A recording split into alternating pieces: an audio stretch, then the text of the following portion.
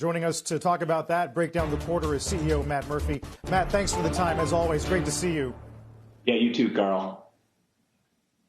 The quarter's important, and we, of course, have to talk about it, but all the headlines and all the eyes are being drawn to the supply gap. I guess I wonder, do you think the market is poised at this point to accept that this might last longer than some think? Sure, yeah. If you take a step back, I think the whole industry is going through a very strong upswing. You know, we just finished our fiscal year 21. We grew revenues double digits. Our networking business actually grew 22%.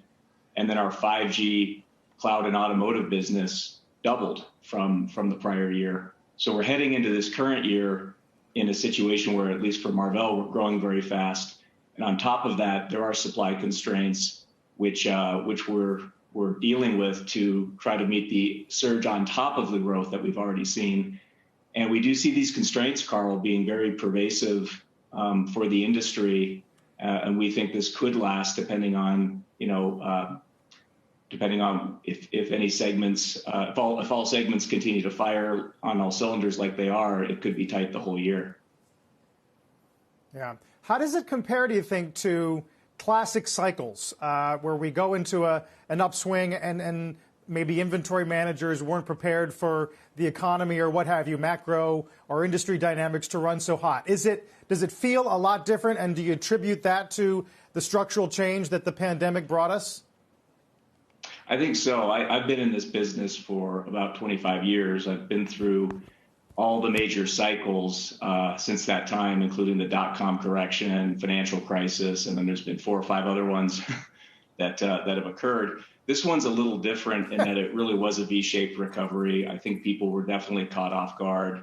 You know, there was a lot of uncertainty. If you go back to where we all sat back in March, April of last year, there was a ton of uncertainty on what was going to happen. And I think there was a view that this could look a lot like the 2008, 2009 correction, which demand, evaporated for semiconductors very quickly. Automotive, by the way, at that time was hit very, very hard.